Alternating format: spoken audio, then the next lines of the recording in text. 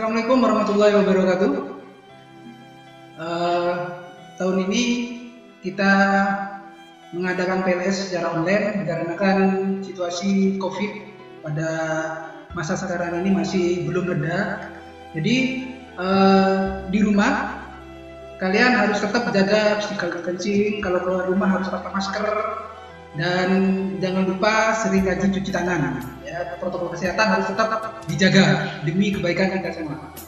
Dan untuk materi hari ini kita akan membahas tentang materi cara belajar efektif. Ya, jadi materi hari ini adalah cara belajar efektif. Karena belajar efektif adalah proses belajar mengajar yang berhasil guna proses pembelajaran untuk mempermudah dalam pemahaman kecerdasan, terutama ketekunan dan kesempatan bagi kualitas individu siswa. Dan ini juga nantinya tidak akan hanya bisa diterapkan di kelas, di luar kelas juga bisa melakukan yang namanya pembelajaran efektif. Jadi pembelajaran efektif tidak hanya menonton di dalam ruangan. Jadi materi belajar efektif ini dibagi menjadi beberapa tips. Yang pertama untuk belajar efektif adalah belajar kelompok. Nah, belajar kelompok di sini itu kalian tidak hanya belajar secara individu, tapi kalian juga bisa belajar dengan teman. Dan usahakan ketika belajar kelompok, kalian itu jangan sampai hanya satu orang yang bekerja. Usahakan anggota kelompok itu harus bekerja sama. Dan usahakan juga dalam bekerja kelompok itu harus jujur, karena jujur itu penting. Jangan sampai ada yang namanya menjiplak materi dari kelompok lain. Ya. Dan peran yang paling penting dalam belajar kelompok itu adalah kerjasama. Jadi setiap anggota itu harus sama-sama bekerja, jangan hanya satu orang saja. Ya, itu yang pertama, belajar kelompok. Yang kedua, rajin membuat catatan intisari pelajaran. Jadi ketika ada sebuah mata pelajaran, kalian tuh harus rajin mencari intisari dari pelajaran tersebut, terutama kesimpulan. Jadi kalian tuh harus bisa mencari apa intisari pelajaran dari yang kalian dapatkan. Itu. Jadi intisari itu penting. Nah, jadi yang kedua barusan itu mencari intisari dari pelajaran yang didapat atau hasil poin dari pembelajaran itu kalian harus pahami, harus tahu. Karena percuma nanti kalau kalian mendengarkan sebuah pelajaran di dalam kelas maupun di luar kelas, kalian tidak paham apa inti dan poin dari pelajaran itu. Jadi pemahaman tentang intisarinya juga, poin dan kesimpulannya itu harus tahu ya, harus penting ini. Dan yang ketiga itu membuat perencanaan yang baik. Nah, istilahnya membuat perencanaan yang baik ini planning atau jadwal. Kalian itu harus bisa mengatur jadwal kalian sendiri. Ya, jadi harus diatur itu. Dalam kegiatan belajar yang kalian lakukan itu harus ada yang namanya perencanaan belajar, karena supaya terjadwal dengan baik dan hasil yang diharapkan nanti itu bisa secara maksimal. Jadi buat rencana belajar yang diprioritaskan pada pelajaran yang lemah. Contoh, kalau kalian itu dalam mata pelajaran tertentu kalian ada titik lemahnya, contoh di pelajaran IPS kalian itu lemah. Nah, kalian fokus belajarnya itu juga selain ke materi pelajaran yang lain, kalian juga harus lebih mendalami itu di mana kategori lemahnya kalian, supaya kalian nanti bisa menanggulangi atau menutupi kelemahan tersebut. Makanya itu biasanya tertata di perencanaan itu. Jadi yang keempat, itu barusan yang ketiga itu perencanaan ya. Yang keempat itu disiplin belajar. Disiplin belajar ini penting. Ya. Jadi kalian tuh harus disiplin, memanage waktu. Dan waktu dari yang ketiga, barusan yang tentang perencanaan itu kan pasti kalian sudah merencanakan sebuah yang namanya ada jadwal. Jadwal itu kalian harus lakukan secara disiplin. Kalau sekarang siang waktunya tidur ya tidur. Kalau waktunya belajar ya belajar, main-main, jangan dicampur-adukan. Jadi belajar disiplin waktu itu penting guna mendapatkan pembelajaran yang secara maksimal. Terus yang kelima itu aktif bertanya. Kalian itu harus aktif dan rajin bertanya, tidak usah malu untuk bertanya. Apalagi ada kata-kata malu bertanya sesat di jalan, yang artinya kalian itu harus rajin bertanya ya, apalagi ketika ada materi yang tidak kalian mengerti. Itu tidak usah malu, jadi ditanyakan saja.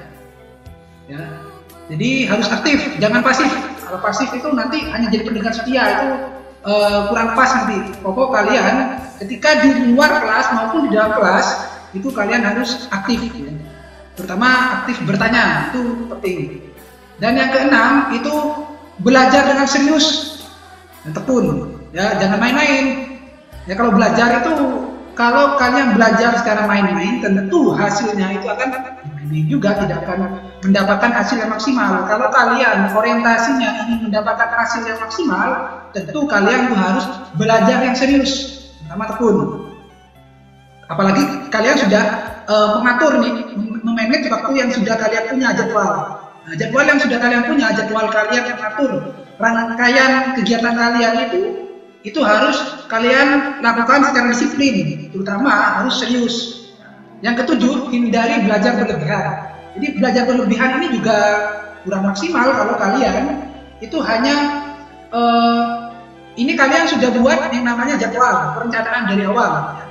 Nah, jadwal yang sudah kalian punya, perencanaan pengaturan waktu untuk kalian sendiri itu kalian terapkan, ya, sesuai tentunya harus secara disiplin dan tidak usah mengambil waktu yang terlalu banyak. Karena nanti kalau kalian belajarnya berlebihan, itu akan hasilnya juga tidak akan maksimal karena itu bisa mempengaruhi psikologis kalian. Jadi belajar sesuai dengan perencanaan yang kalian sudah buat, terutama jadwal yang sudah kalian buat itu. Yang kedelapan tentunya jujur dalam mengerjakan ulangan dan ujian. Ya. Jadi poin terpenting dari hal ini adalah jujur. Ketika ujian maupun ketika mengerjakan tugas ataupun mengerjakan PR di rumah, kalian harus tetap bekerja sendiri. Hasil karya dan olah pikiran dari kalian sendiri. Jangan sampai kalian itu mencontek punya temannya. Ya, budaya mencontek itu sudah lawas. Itu kita harus tinggalkan budaya mencontek itu. Sudah tidak zaman mencontek itu di era seperti sekarang. Jadi jangan pernah mencontek. Usahakan jujur dengan hasil kualitas sendiri. Meskipun hasil kamu itu jelek, tidak masalah. Namanya juga belajar. Yang terpenting hasil dari apa yang sudah kamu lakukan, hasil dari orang lain, tapi hasil karya kamu sendiri. Dan yang ke-9 itu jadilah seorang pemimpin. Artinya kalian tuh harus punya leadership, ya. Jadi kalian tidak usah malu nanti ketika disuruh menjadi ketua kelas, memimpin temannya untuk berdoa. Tadi tidak usah malu. Dan latihan untuk jadi leadership itu bagus untuk kalian. Karena itu nanti akan sangat bermanfaat bagi kalian ketika kalian sudah berada di tengah-tengah masyarakat. Yang ke-10, mendengarkan penjelasan guru dengan baik. Ya. Jadi ketika guru menerangkan di dalam kelas, kalian jangan hanya ngomong sendiri dengan temannya, terus mikir kemana-mana. Jadi fokus sama apa yang disampaikan oleh guru. Jadi tidak usah tolak-tolak. Ya, yang ke-11 itu mengerjakan tugas dengan baik, mengerjakan PR, pekerjaan dari rumah. Itu kebanyakan siswa itu meremehkan pekerjaan rumah, bahkan ada yang tidak mengerjakan. Hal itu untuk siswa baru ini sebagai pembelajaran, kadang itu harus rajin mengerjakan tugas, karena itu upaya untuk menempa diri kalian supaya bisa menjadi lebih baik. Apalagi kalau PR itu kalian juga bisa mendapatkan referensi dari luar, tidak hanya buku paket maupun tidak hanya dari buku pegangan. Jadi kalian bisa mencari referensi yang relevan yang terkait dengan materi yang diberikan tugas tersebut. Bisa nyari di internet. Jadi internet itu bisa dimanfaatkan secara positif, jangan hanya dimanfaatkan untuk game saja. Sehingga kalau ada mata pelajaran yang kalian lemah atau kurang memahami, itu jangan langsung ditinggalkan atau jangan langsung dibiarkan saja.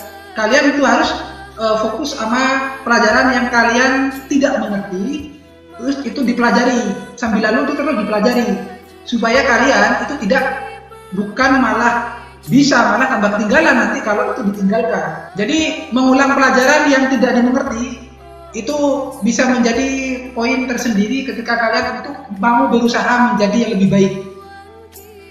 Nah, terus yang ke-12 itu istirahat yang cukup, makan dan bermain yang cukup. Nah, di awal kita sudah membahas tentang namanya perencanaan, yaitu jadwal. Kalian ketika membuat jadwal itu harus mengatur yang namanya pola permainan atau pola makan dan pola istirahat kalian itu harus diatur dengan jadwal yang sudah kalian bikin. Jadi ketika kalian bangun tidur, apa yang kalian lakukan itu ditulis. Oh, saya pagi sampai ini saya berangkat sekolah, terus siang pulang sekolah saya istirahat, terus setelah istirahat saya sholat. Itu harus diatur. Jam-jam mainnya pun diatur supaya kalian tetap bisa fokus. Karena kalau itu tidak diatur, kalian nanti akan semrawut nanti itu bermainnya. Bahkan bukan tidak mungkin pelajaran yang harusnya kalian belajar itu nanti akan kalian isi dengan bermain. Itu nanti malah tidak akan efektif. Jadi gunanya perencanaan dan jadwal itu adalah memanage waktu kalian supaya bisa menjadi lebih baik, ya. Dan yang ke-13, ikutilah ekstrakurikuler yang kalian senangi. Jadi di MTS Nurul Iman itu ekstrakurikulernya itu ada pencaksilat, ada pramuka. Pramuka ini wajib untuk semua siswa, itu harus wajib ikut pramuka. Ini tidak bisa menjadi pilihan, ini pramuka. Pramuka itu wajib. Dan di bidang olahraga itu ada yang namanya bulu tangkis, voli, dan pencaksilat. Dan pilihan untuk di MTS Nurul Iman itu ada 3, pencaksilat, bulu tangkis, dan voli. Dan untuk yang pramuka itu wajib. Jadi kalian pilihlah salah satu ekstrakurikuler yang kalian senangi. Karena ekstrakurikuler itu bisa membantu kalian dalam bidang lain selain mata pelajaran. Terus yang ke-14, jadi bersikap jujur dan niat yang sungguh-sungguh. Nah, itu penting. Jadi untuk siswa tadi dalam belajar kelompok maupun ketika mengerjakan tugas itu jangan sampai kalian itu mencontek hasil pekerjaan temannya. Seperti yang sudah disampaikan barusan, budaya mencontek itu sudah tidak zaman itu. Jadi sudah tidak pakai lagi mencontek itu. Jadi kalian itu harus jujur dan bersungguh-sungguh. Jadi belajar itu tidak harus jangan sampai main-main. Belajar itu harus bersungguh-sungguh, seperti yang tertera dalam hadis, man jadda wa jadda, barang siapa yang bersungguh-sungguh pasti akan mendapatkan. Jadi kalau kalian bersungguh-sungguh dalam belajar, pasti kalian akan mendapatkan apa yang kalian inginkan. Tentunya niat itu sangat penting guna melandasi kalian untuk berkembang menjadi lebih baik. Latihlah diri kalian untuk jujur, ya, dari hal-hal terkecil sekalipun, karena jangan meremehkan hal yang kecil. Jadi jujur itu harus dibiasakan menjadi budaya kalian supaya kalian tidak terbiasa berbohong. Jadi kalian bisa mencari materi tambahan dari internet.